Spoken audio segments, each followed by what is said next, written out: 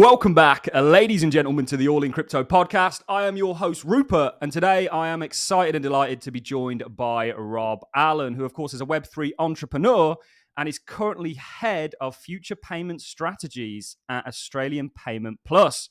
Welcome on board, Rob. How are you? Hey, Rupert. Yeah, great to be here. Really excited, actually. I love your podcast, so I'm really glad to be here. Yeah, thank you very much. And the pleasure is really all mine. I feel like there's been a kind of resurgence of interest into the cryptocurrency space at the moment with what the markets are currently doing. And with that, there's a lot of people that might be getting into this industry for the first time, looking around at what's out there. And I think it's really important for us to put out as much content as possible on Hedera Hashgraph, which for me is a clear winner when it comes to this space. There's going to be multiple, but I think Hedera ticks a lot of boxes. I don't know if you'd agree with that statement. Oh, for sure. Yeah, anyone who knows me knows I'm a massive Hedera fanboy. I've been a journeyman through the ecosystem, worked at many of the organizations that we have, and I'm really keen to tell my story and explain why Hedera Hashgraph for me as a long-term greybeard technologist is the only layer one of choice for every enterprise and every retail builder out there. Yeah, it makes a hell of a lot of sense in a hell of a lot of ways. I called it off camera there, a kind of pantheon of very useful things when it comes to this industry. And certainly anybody that's followed the journey of this industry from Bitcoin, the coins that came before Bitcoin and Ethereum, everybody just talks about Ethereum as the king alt, but you have the likes of the XRP ledger, Namecoin, all of these things that kind of led up to it. There's been constant technical problems that have been introduced and tried to be solved. And when you arrive at Hedera, it's kind of like the final boss, if you will. It's kind of like it's very much the evolution, I think, of distributed ledgers. And you can't just look at Hedera without kind of going, it's got everything. It's such a well thought out project currently and certainly into the future, which I'm sure we can get into, but we could fanboy Hedera all day. I'd really love to start with a little bit of your background. How did you end up here? It's been a very long and meandering journey. I'm a Brit who's kind of now an Australian citizen. I think most people think I'm an Aussie, but I started off in the UK. I actually started off as a British Army officer, and I built battlefield computer systems back in the day. Saw quite a lot of active service, and was one of the Army's first IT engineers or computer systems engineers. I turned 30 and had a choice to make, stay in the Army and follow that career path or kind of exercise some of these new computing skills. And so that's what I did. I did a couple of years at Intel in California, and then found my way into banking and built a lot of payment systems. So payments became my thing. I worked at Lloyd's and Barclays and Nationwide Building Society, and then internationally went to Credit Suisse and then Nordea Bank in Scandinavia, all building payment systems, so faster payments in the UK, etc. But I love an adventure. I'm a climber and a diver, and the UK wasn't really cutting it for me. So Australia was the destination of choice to come and kind of see a bit of the world and get a bit more adventure into our life. And so I was offered a role with PwC to set up their payments practice here, but I'd kind of it's 2014. I'd kind of had my first taste of blockchain with Nordea Bank, who were part of the R3 consortium. So, we were quite involved through R3. And that was my first taste. How do we use blockchain or distributed ledger technology for payments, which was my focus. And I brought that with me to Australia. And when we set up this payments practice, and it wasn't quite going as well as we'd hoped it would be because we're at PwC were behind the curve, I suggested, why not turn it into a fintech and a blockchain focused practice and see whether there's something there to do. And we we looked at a lot of technology. So I'm a technologist. I'm an engineer. I've been building payment systems for what feels like decades, and so we started looking at private versions of Bitcoin, a Bitcoin D fork, and then we looked at Ethereum, and I kind of discounted it out of hand pretty quickly. This is 2016 by then. We implemented a colored coin solution. You remember colored coins? You were talking about Namecoin and Litecoin and all the old kind of variants on the Bitcoin blockchain. So we kind of built a colored coin, which these days we would call a stablecoin, because a token that carries value. Stablecoins weren't a thing back then. I think the term was was coined, so to speak, around that time, 16, 17. And we worked with a couple of banks to do cross-border payment solutions with this technology stack. We built KYC in, which was kind of anathema to the pseudonymous blockchain space. And we were pretty early. We kind of cut our teeth on these technologies, but nothing really truly cut it. Private chains were fine, but they were a sledgehammer to crack a nut. They weren't actually introducing massive innovation into the space, which everyone knew Swift was kind of slow and difficult to use and a closed shop, because of the banks and everything, and was ripe for innovation. But that wasn't the way to do it. And I also, I was very deeply kind of embedded into the Australian fintech culture and meetups and, the crypto arena here. Just learning, I was new to this country, so I was kind of trying to build my networks, my relationships, and work out what was going on the ground, because I was kind of operating at the PwC kind of bank level. So working out what was going on the ground was really important for me. And so someone introduced me to this thing called Hedera. And I wanted not only to do cross-border payments, I wanted to do micropayments. I've envisioned a world where value can be transferred like any other utility, like water or electricity or data. Where value flows, because it's the units of value are so small, but still commercially viable. You can stream data, right? So you can actually receive data on stream, but you can't pay for it in a stream as well. So as foundational infrastructure for things like smart cities, this is necessary. And now we're talking about transactional Internet of Things and all the other things, a few years on, but back then there was nothing. And our experimentation with these different chains just didn't do it either.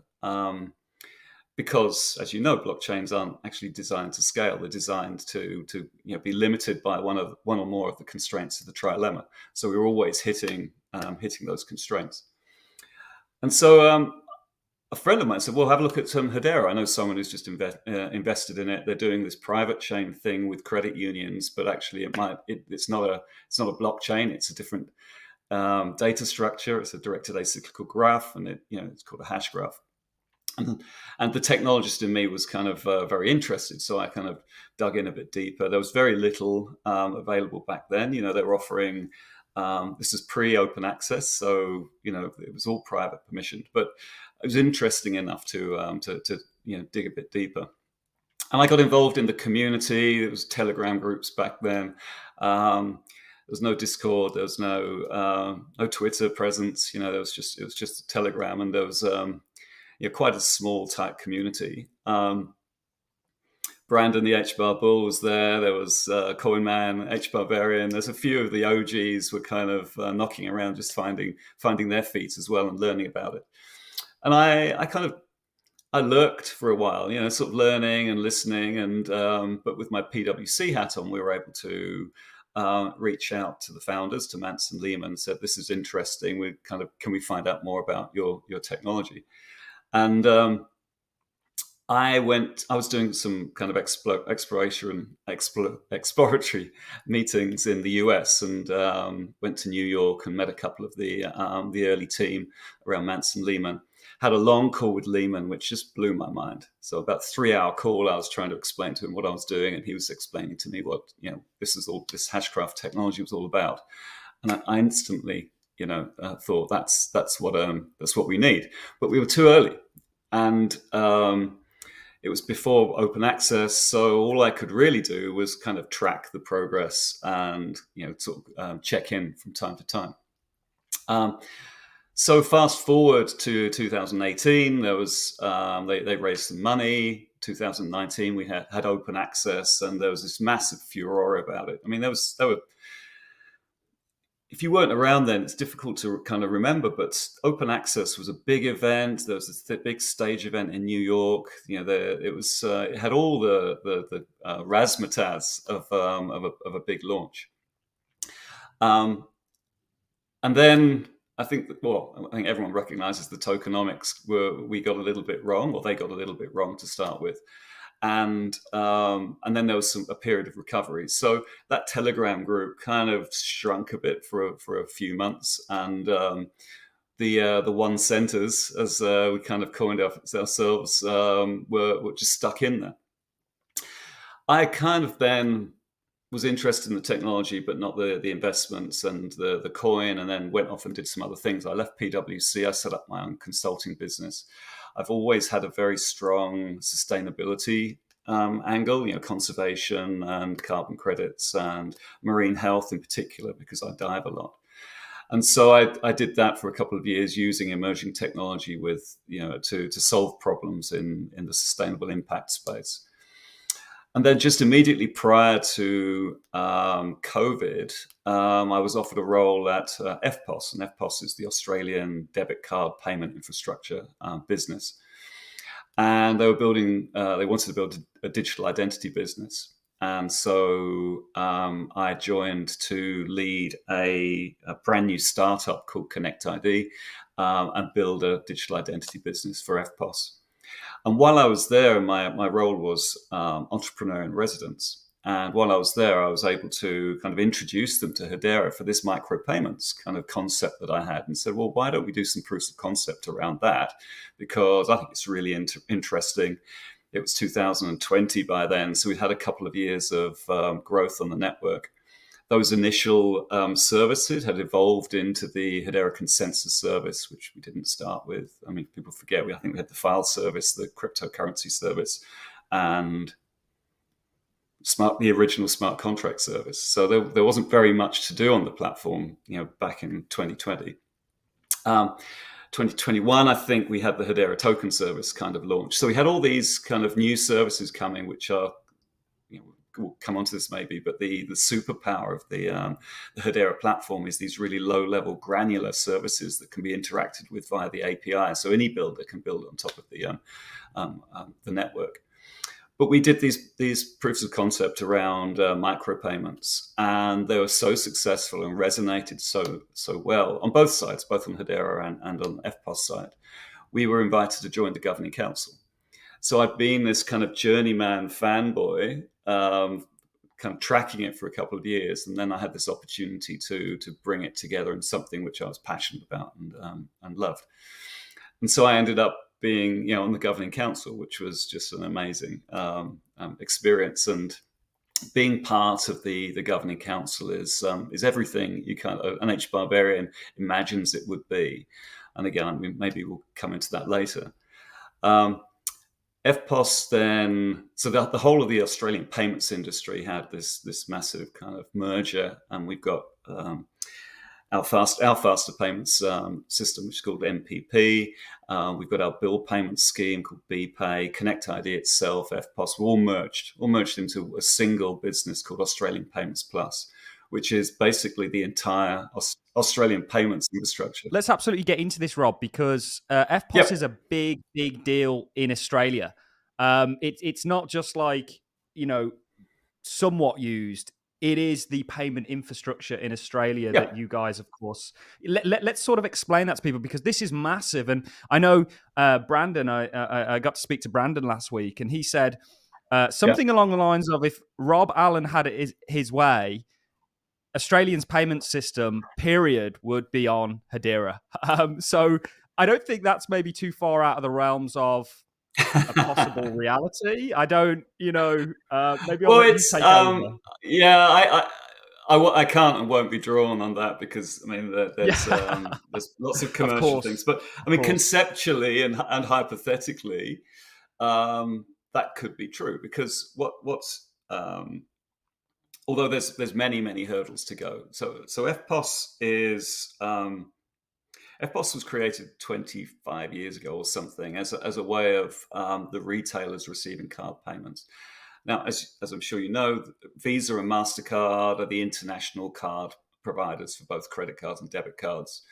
And what happened in Australia was that it was considered a kind of a crown jewels type thing, to own your own debit card infrastructure. And so FPOS Australia was formed, owned by the banks in Australia and the retailers actually. So the big two retailers, Woolworths and Coles, equivalent of Walmart or Tesco or whatever. So they kind of created this joint business, a scheme whereby they could operate debit card infrastructure, which then competes with the Visas and the MasterCards. It's quite interesting because the banks themselves, like banks everywhere, are aligned with one of those two international schemes as well. So most of our cards issued in Australia are dual network. So you can pay, when you pay, you get a choice to pay via the FPOS route or route, as we say here, or the Visa or MasterCard route. And there's a constant kind of competition about which is the least cost route for payments to go, which is then therefore cheaper for the merchants, which is always FPOS. So because our charging is different. So so it is a big deal, really big deal. And we do massive volume across the FPOS rails every year, and that's just card payments. So when we merged, our faster payments, so account to account, if you like, if I wanted to pay you, from one Australian bank to another, then we've got this real-time retail payments infrastructure as well. But there's no connectivity between the two. So I can't do card to account and you can't kind of send money to my debit card. They're different schemes. And then there's this bill payment scheme as well, which is allows you to pay merchants or your tax bill or other things very easily. So all of that has been brought together. And the future could, I mean, I'm head of the Web3 part of the future payments business in Australia. And we do envisage a world where that may be the case, right? And we're strong supporters of Hedera because of its super low cost, super predictable low cheap fees, the scalability that where you don't sacrifice security. All of these things are really important. Our key pillars in AP Plus are to increase trust in our payment systems, to lower the cost of payments, and to allow innovation to flourish in Australia. And I think distributed ledger technology in general and Hedera specifically do all of those things. Yeah, it seems very obvious. You mentioned in that kind of introduction there a lot of things that I want to kind of come back and touch on. But one was certainly this idea of the Internet of Value. So you could say, and Wells Fargo did an article on it in 2022, where they spoke about the current internet, the Internet of Information, and this jump that they believe started in 2009 with the Genesis block for Bitcoin to the Internet of Value. And actually, it seems very obvious to me, and you're somebody that's in this industry, that actually it's going to be what's currently happening today is quite similar to people moving from sending letters to sending emails. It seems like distributed ledger technology, certainly from my point of view, and I could be wrong on this, and you're the perfect guy to ask, inevitably is going to replace or certainly interweave with a lot of the financial systems that we have out there, payments being a really big one. It's also very interesting that you mentioned about Color Coin and how you tried to do a stable coin in the early days, but it didn't quite get off the ground. I mean, could you imagine if that did? I think Tether make more money than most of the US banks, and they've got a handful of employees. Yeah. What an amazing business model, right? Yeah.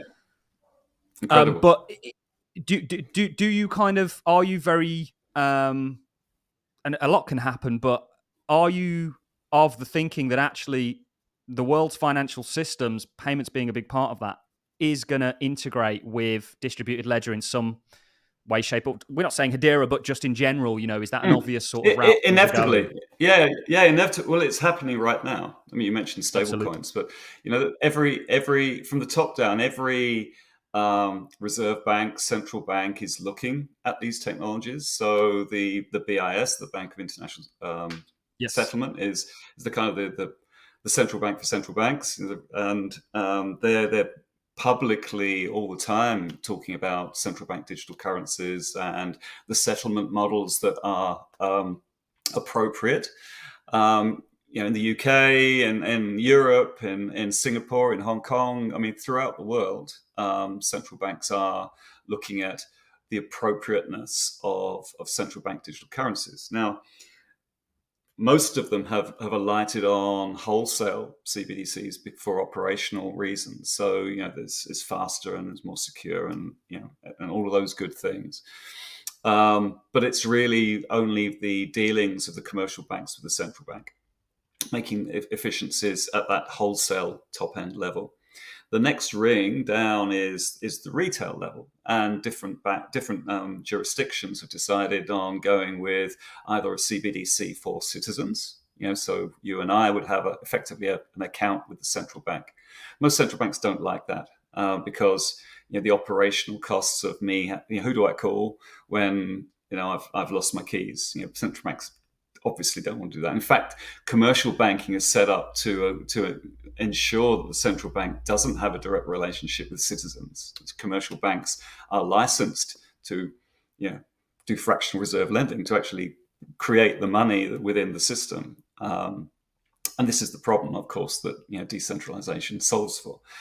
So retail CBDCs are far less proliferated, far less than the wholesale ones, but are still around. But there's problems with surveillance societies and the ways that they're implemented under certain jurisdictions. Who actually owns your money, right? In a retail CBDC, and in Australia, it's been publicly stated for a number of years that whereas there's a case for a wholesale CBDC, the case is yet to be made for a retail one.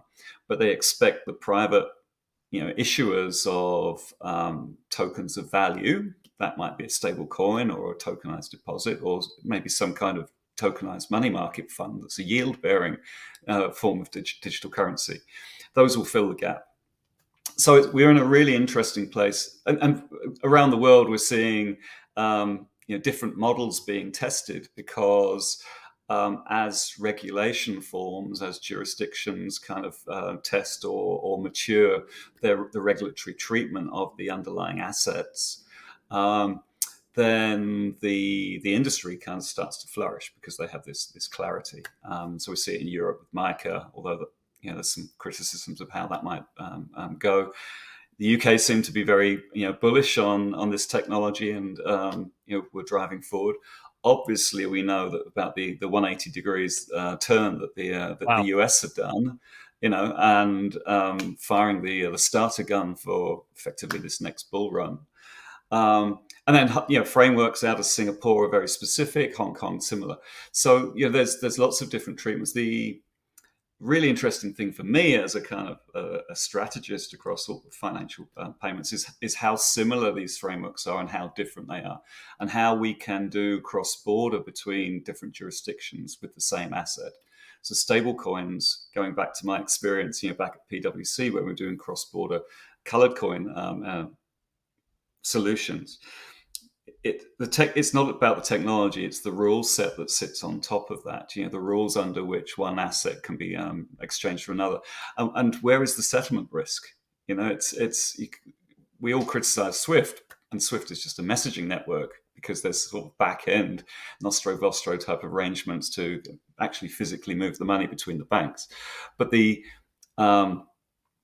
this is entirely new technology. So a tether, for example, how much do you trust holding a tether? I mean, we trust it as much as you need it to until everything goes south. So proofs of reserves and all the infrastructure around those stable coins that enable one to have trust in the system. Like I was saying, one of our core pillars at AP Plus is trust in payment systems, and largely we trust our existing systems, and we don't want to break those. But we do want the efficiencies and all the innovation that comes with the new technologies. So tokenized forms of money are, stablecoins, for example, are, in my view, the new payment rails.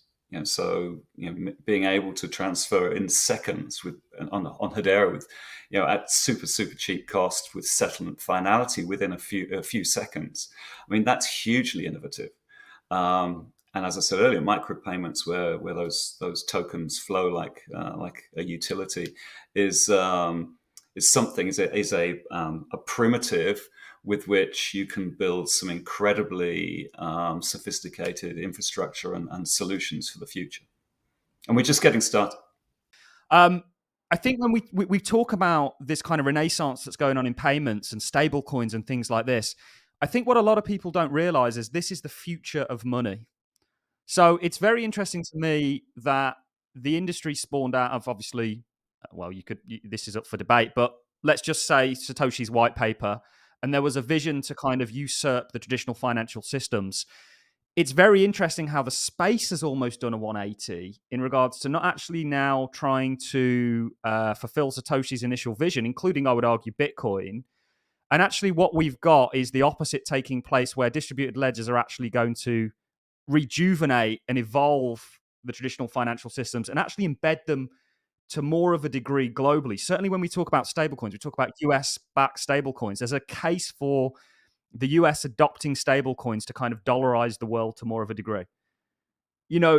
What we're literally talking about here is the future of money. There's this kind of jump from sending a letter to sending an email, and actually, very interestingly, talking about the Internet of Value, actually changing what we can use as money, how you can enable a stable coin. I spoke with Archax. I know Hedera has tokenized a number of BlackRock's ICS fund. They're doing things with State Street, Fidelity, You have to be careful. You have to be careful, obviously, given events earlier this year. Hedera didn't do it. Archax did it on Hedera. But Archax is an amazing solution or platform for real-world asset tokenization, which is one of the core strengths of Hedera. And Aberdeen, who are on the governing council, has the largest company with assets under management in the UK, have a seat on the governing council. They've until recently had a director of Hedera, and Duncan Moyer, who's a massive advocate and champion for Hedera. And so, and the Archax platform does exactly what it's meant to do, which is, tokenize real world assets. The money market funds are going back to payments. The money market funds are really interesting because you're effectively creating a kind of stablecoin, by tokenizing the money market fund. The money market fund is has a fiat value, of course, by its very nature. So if you're tokenizing it down to the unit value, you've got a token which is yield bearing. So all of a sudden now I've got a currency like token, a digital money, form of money, that also provides a yield. And so these innovations are going to come thick and fast now, and it's going to keep the regulators on their toes for sure. Almost by definition, regulators trail the bleeding edge of innovation, and so the more progressive ones keep up or get out of the way, and the less progressive ones get in the way and stifle growth. So it'll be an interesting period now as the technology itself and its applications start to mature. Yeah, so we really are looking at the future of money and new forms of money, like, for example, using a money market fund as, you can do payments with that essentially. Or I remember Peter Thiel back in the 90s actually talking about where he believes, obviously Bitcoin and all this didn't exist quite back then, but he believed the future of payments was going to be, he spoke about fractionalizing the S&P 500 and using that as a form of like value actually being and I think this is very much on the concept of the Internet of Value. There's all these, and we're just at the sort of peripheries of it, which I think is very interesting. And we've mentioned stablecoins, we've mentioned tokenization. Back to my comment at the start of the interview when I said Hedera is a pantheon of useful things. There's a stablecoin suite, and of course, there's a tokenization Asset platform. tokenization suite. Yep. Can we maybe talk about these a little bit specifically in regards to Sure. what they are and how they're driving a lot of this innovation? Yeah. So, I mean, let me first talk about open source, right? Because these are open source platforms, and they're there to build the developer community, that surrounds Hedera.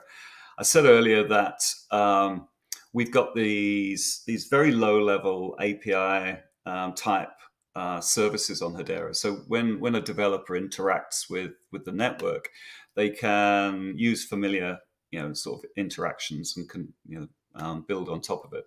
So we've got our Hedera consensus service, which is that super cheap service, which is effectively an online notary. You can send data to it, and you get a timestamp back with a hash of that data. So very simply, you can use it in a court of law, or you can use it in an application to prove a thing at a point in time.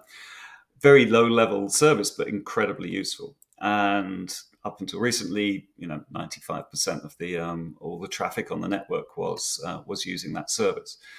Then we've got the token service, which is again very low level, but a native token service. So most other blockchains, in fact, I don't know any others that have a native token service.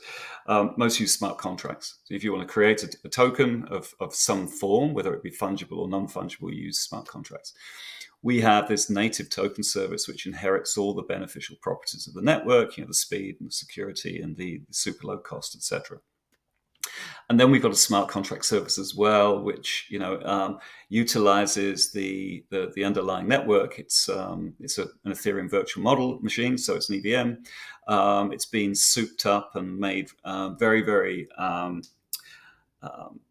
fast and an equivalent to Ethereum or Ethereum layer 2. So Solidity smart contracts can be ported directly onto Hedera, so there's no further development required.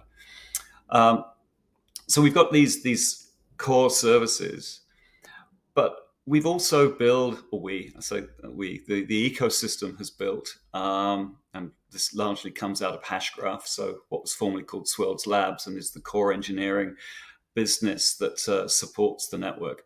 And that's where the founders are as well, Mance and Lehman.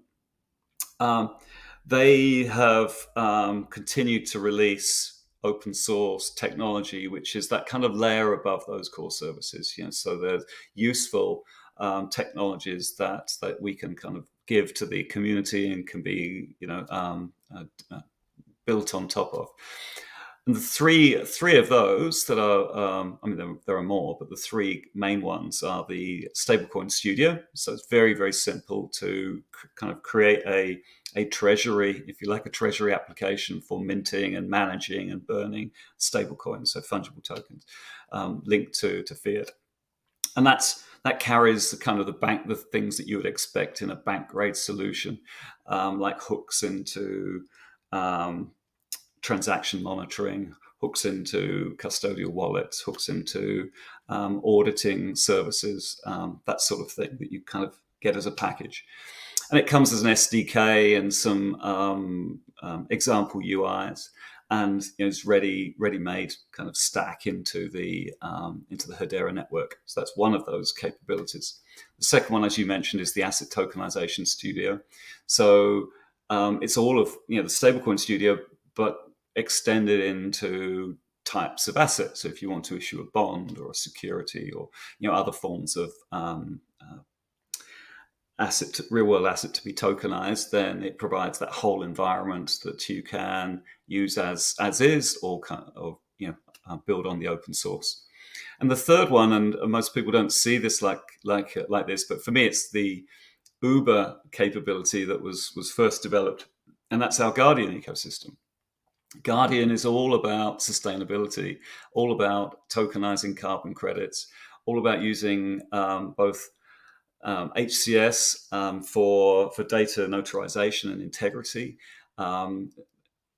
identity, forms of digital identity, so using verifiable credentials and DIDs and verifiable presentations to build a chain of trust for that data, and then tokenizing all of that into a digital twin for something like a carbon credit or a renewable energy credit or a biodiversity credit or something like that. And so these open source capabilities are gifted to the world, but they're also with communities forming around them to work through onward development.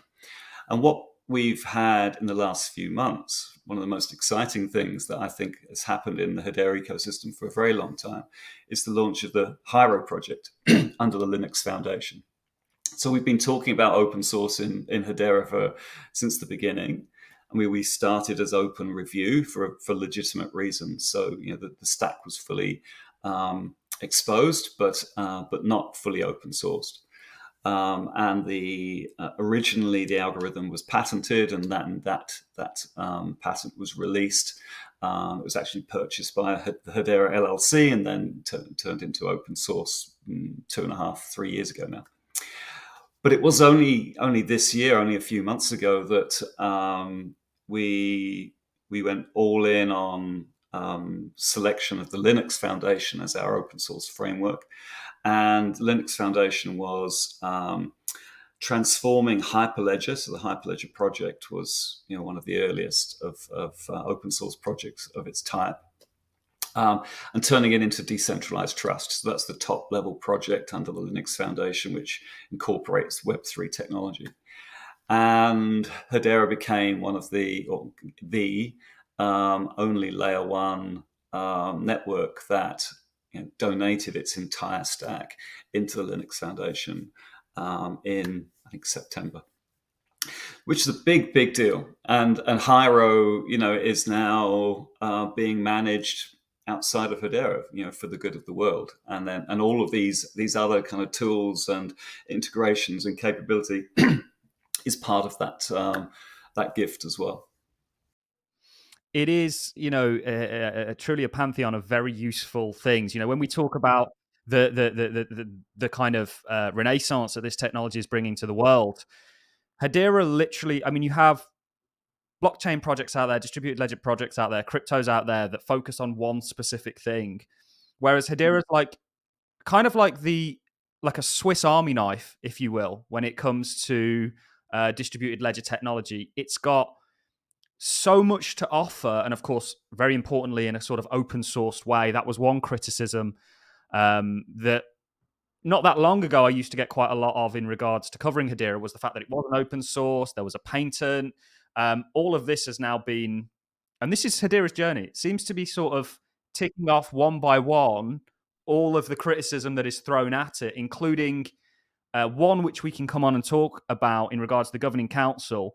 I think some people take a little bit of a beef with the fact that Hedera, instead of being ran by its community, so individual people like me and you that could run a node and essentially start to validate the network and take part in it. I think a lot of people levy a criticism against Hedera because of the governing council and the fact that it's ran by some of the largest institutions in the world. I think there's a hell of a lot of positives to that, more positives than negatives, and it's a different approach. What would you say to somebody that has beef with that? Because there is a clear roadmap in the future of community nodes, all of this sort of stuff that I don't think people have quite understood, Yeah. As somebody like yourself that works with enterprises, one thing that I get concurrently is when people find out, crypto has a bit of a stigma to it, but when people find out that the Hedera network is governed by the likes of Google, IBM, et cetera, they kind of go, I feel a lot better about getting involved with this, Yeah. So, the story has been told many times, but Lehman Baird invented the Hashgraph algorithm from first principles, whereas, like you said earlier, most blockchains were variants of the Bitcoin blockchain because it was open source and it just tweaked a few parameters, then issued their own blockchain. And that's all fine and good, and it was part of the the evolutionary journey of blockchain. But Lehman was trying to solve problems, math problems, from first principles, and in the same way as, or similar way as those early cryptographers and Satoshi Nakamoto kind of pulled together technologies that have been around for many years, but in an innovative kind of combination to form blockchain. So did Lehman for Hashgraph, because there's nothing new. It's just innovation on other people's works, standing on the shoulders of giants, as it were. And so the technology was one thing, but the governance of the network was another. And it was Mance who kind of came up with the idea based on experiences from Visa. Actually, we were talking about payments earlier, but the Visa experience of creating what we now call a governing council, but that kind of scheme of participating organizations was really hugely innovative, because in 2014, 2015, when they were all these ideas were forming in their heads, Ethereum had been launched, the smart contracts all of a sudden became a real thing. They've been around obviously for a decade or so, but as a reality, they were manifested through Ethereum. And so, and there was a lot of what we now call degen activity around the blockchain space.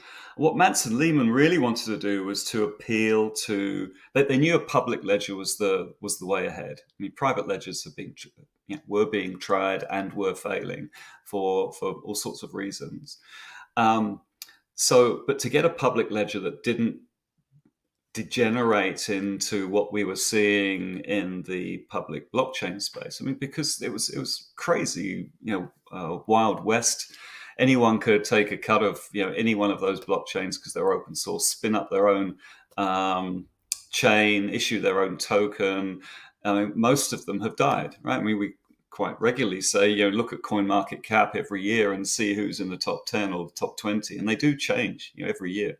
A few sticky ones at the top, which may or may not be there forever, but the most of them change, and that's because chains come and go. And until they get sufficient usage, volume, and if they're proof of stake networks, as most of them are, sufficient distribution of that token, because token equates to security. You need to have the token not held by just a few people who can then control the state of the network. You need it fully distributed and decentralized, and also at a high enough price so that it can't be accumulated by a bad actor, which could be a foreign state, right? So Hedera was always dreamed of by the founders as a 100-year network, something which existed and grew over a long period of time.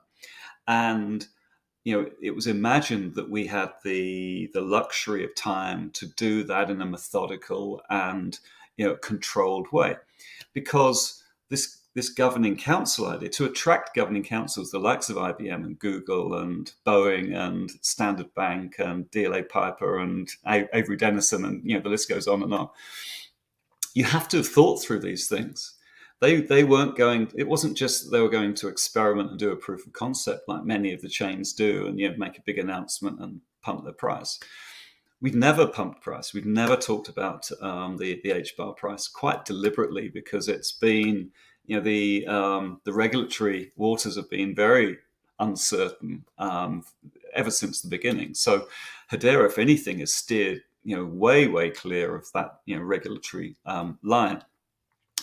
So, and quite rightly, because when you want to attract the likes of Standard Bank and DLA Pipe, one of the biggest legal firms in the world, and Boeing, etc., you need to have an answer for why this distributed ledger and not that one. And they aren't just playing, like I was about to say, proofs of concept with those chains. They're actually, they own the network. The Hedera LLC has 39 equal shares. It's a Delaware-based company, and each of the governing council own one share, and they are time limited to 3 years with only one extension allowed at the end. So we believe that we are actually one of the most decentralized networks I because agree. we are across, we're across geographies, across industries. The purpose of decentralization, people forget this. Purpose of decentralization is trust, right? So we want even Bitcoin, right? The purpose of Bitcoin decentralization via blockchain was so that I could send you Bitcoin and no intermediary would get in the way, and that we could trust each other that that transaction would complete, and that without knowing me, whoever I am anywhere in the world, I could send you this value that we both, this thing that we attribute value to, in a trusted way. So trust is everything on distributed ledgers. And if you can't trust 39 of the world's biggest businesses, you might not like them individually. You can trust that the world's biggest legal firm in DLA Piper and IBM and Google and Standard Bank and AP Plus aren't going to collude together against the network in a way that is going to erode your trust in your ability to send HBAR, from one person to another. So that was the purpose of the Governing Council.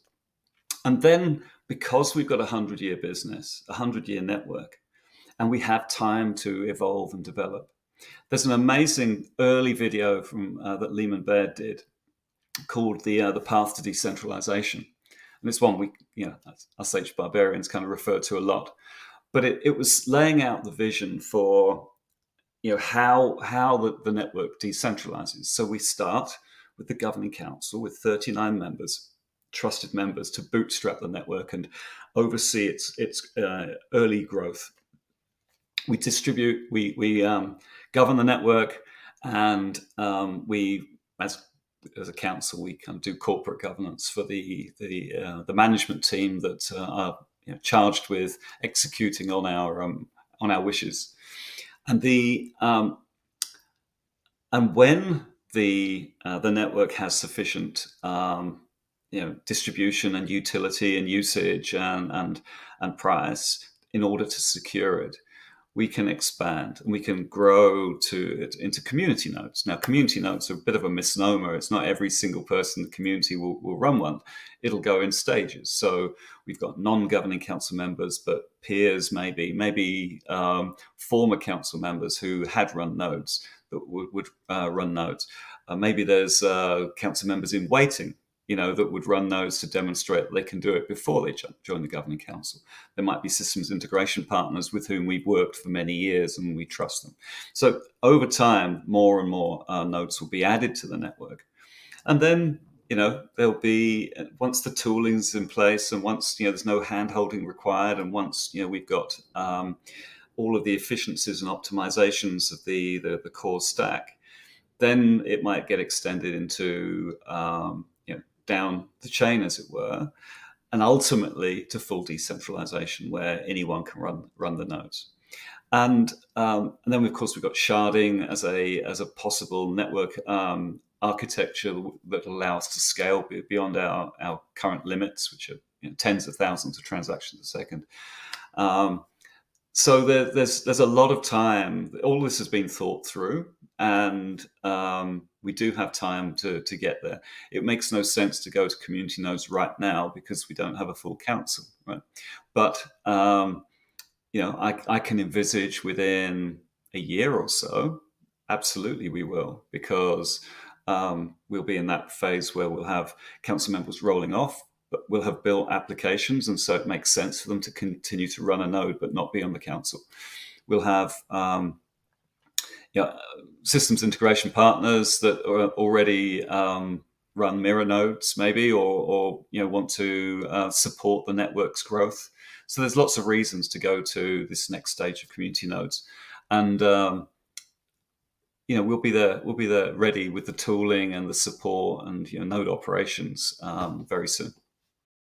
Yeah, it's I really wanted to ask you that, and that was an amazing sort of rundown of the history of how we got here, and then sort of where we're moving to in the future. Because I always get that people say, "Oh, it's kind of not the true ethos of Satoshi's vision." Well, we already discussed actually that I don't think Satoshi's vision is largely the main use case for this technology anymore.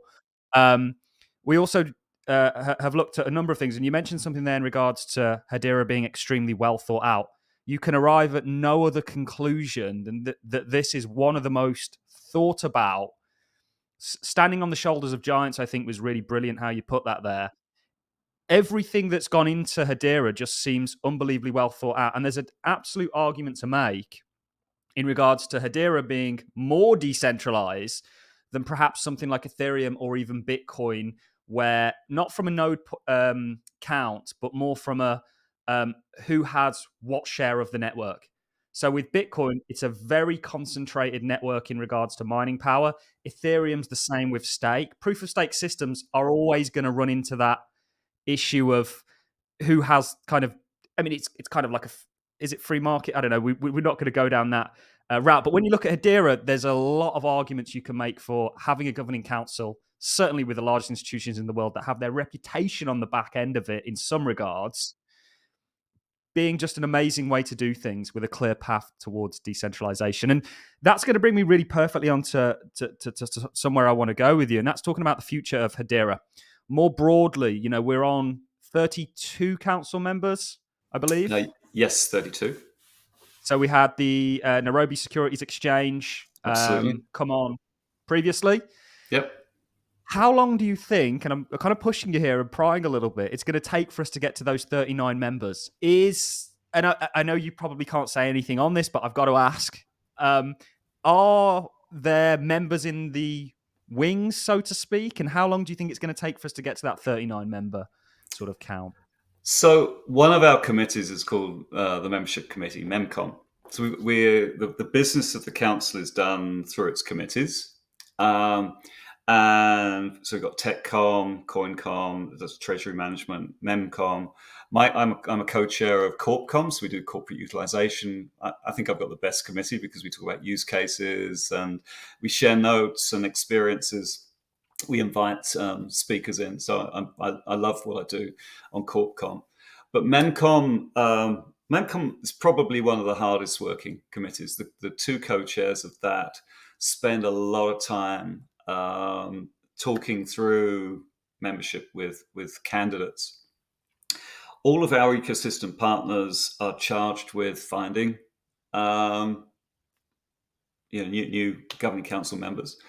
So the HBAR Foundation, Hashgraph Association, Hashgraph itself introduce into that funnel the candidates for MEMCom, and we've got a kind of a rubric, a spreadsheet which splits candidates into industries and by geography and by market cap and size, because there would be a tendency at this point to maybe deteriorate or to lower the bar a little, or actually raise the bar maybe, because we've got so few seats.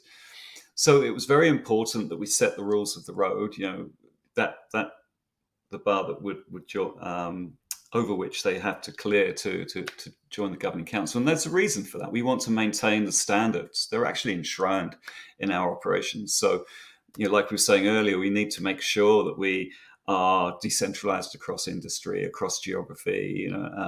We have a good mix of commercial, non-commercial, and academic. We don't want too many banks, because then you become R3, or you don't want too many academics, because then you don't, have a real world delivery experience. You want the experience across industries. So it's great having two of the world's biggest legal firms and a bunch of banks across different geographies, but also that we've got specialists in media. We've got some Web3 end of the spectrum, and like BitGo and Chainlink, and so there's a full range. So we've got fewer and fewer slots. Actually, there are some gaps. We're looking for NGO, and there are some other gaps as well. The pipeline is very strong. And to answer your question, I don't know exactly when, because by design, I'm not allowed to know when, because we have a market integrity policy, which, removes any risk or chance of knowing something you shouldn't know, and therefore, by mistake or deliberately, making statements that move the market. So the MEMCOM does the hard work of the council in kind of assessing the candidates, and then makes recommendations. And there's been some really good companies that actually have been thrown out, or have said you don't meet the bar, or that we've already got business like you.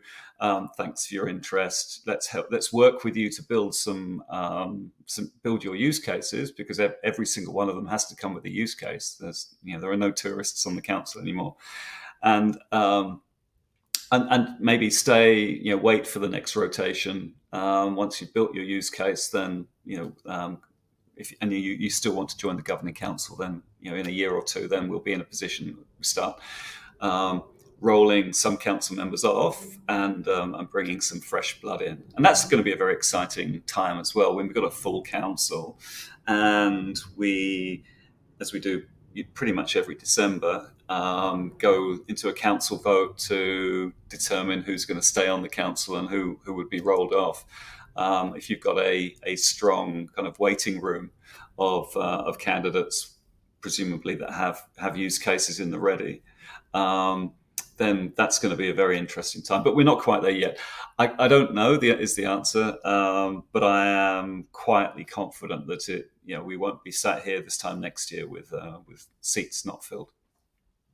Wow, it's exciting. It's been said many times before, I know, and I have been overly optimistic as well. But it's out of our hands. As soon as the MEMCOM make the recommendation, then the governing council votes on that recommendation. But then everything goes quiet, because it's up to the new candidate to make the market announcement. So it goes into their kind of media relations and PR teams, and there's often reasons why they delay. It might be down to the market, might be down to their own reporting cycles. There may be some other news items that they're trying to avoid, but we have we don't get interest.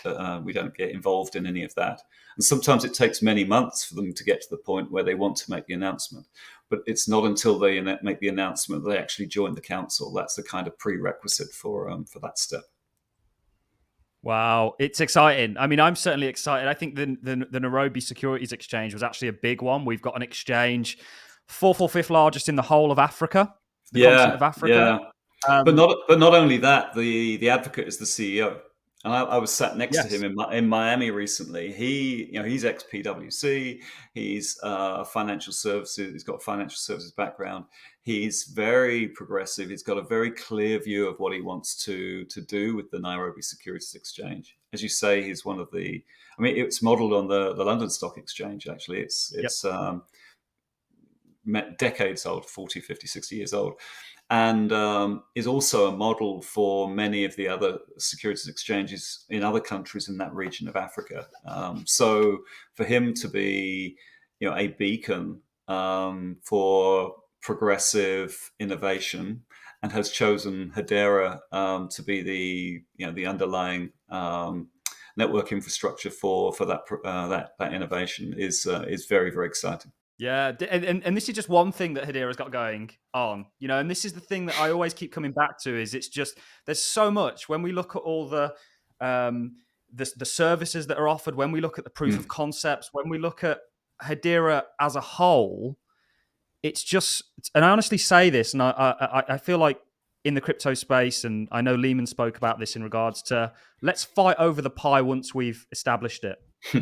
Right now we're still trying to get to billions of users, and then we can start to divide up. Let's work together. But blockchains are very, or cryptos are very tribalistic. I find it hard not to be tribalistic about Hedera and belong to that tribe, because it's just, you want to be behind the leader in the space, the most powerful sort of force in the space. And I honestly keep coming back to the conclusion that Hedera is that. And we've spoke about quite a lot already. There are so much more that we can speak about. You mentioned IoT earlier. Unbelievably big use case for distributed ledgers. It's not just finance that this technology applies to. AI. There's so much that we can sort of diverge off to now. Yeah. And really what I want to do is save that perhaps for a part 2. So I'm going to push you on that, Rob. It's been an absolute pleasure. I'd love to. Love to. So I deliberately tried to avoid, because I loved the interview you did with Brandon last week, the HBAR Random. bull, and I was trying to avoid the use cases that he talked about. I mean, we've talked about the governing council and some of the big top end of town ones, but there is so much more. And I'm very, very happy to come on and do a part two. And we'd still not talk about any of the ones that he talked about, because it would take us hours and hours and hours to talk about them. But yeah, let's so we can verge into retail and the degen and something which people have underestimated. I think Hedera for. You've talked about AI. I think AI is a massive theme and one that Hedera is really well placed for. Supply chain. Sustainability, I kind of touched on earlier, but it's something that I could spend hours talking about because it's a passion area of mine. And so, yes, we can talk about all of those things. We need to. And the beautiful thing, and back to my comment in regards to you coming on at a time that you are, right now people are getting interested in this technology.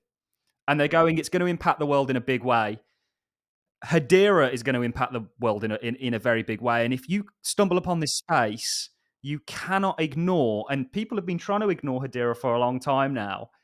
There's no ignoring it at this point. It is the ultimate force in the cryptocurrency space. I truly believe that. It doesn't, okay, there's going to be multiple winners, but there's no doubt in my mind Hedera is going to be that. And we've spoke about some of the things. You mentioned a list of other areas we can go into, and these are all, you've got blockchains that specifically do one of these things, let alone all of it, with all the proof of concepts, governing council members, retail involvement. We've not even spoken about all the DeFi applications. And, I spoke to somebody that's tokenizing whiskey casks on Hedera.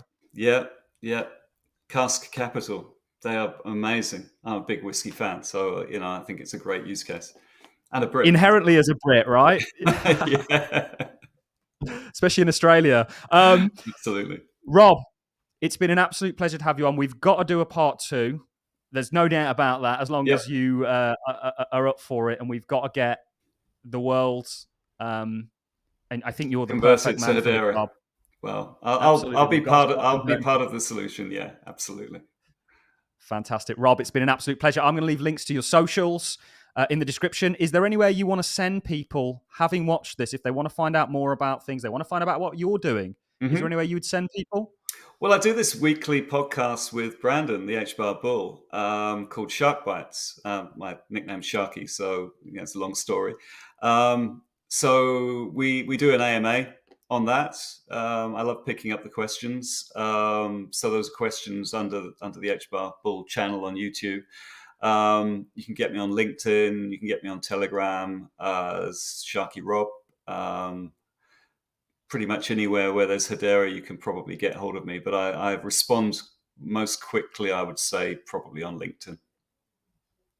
Fantastic. And absolutely go and give Brandon a follow as well. Yes. I personally enjoy watching your Shark Bites on there. And I also enjoy your sort of interaction with the community, because the internet is legendary in regards to the fact that we've pulled all this kind of resource of human brains together. And actually some of the questions that come out, I mean, even when I read my comments on YouTube, I just think, wow, some people really are undiscovered geniuses all over the place. So Rob, it's been an absolute pleasure. Links in the description, ladies and gentlemen. Thank you very much, Rob. Thanks, Rupert. See you soon.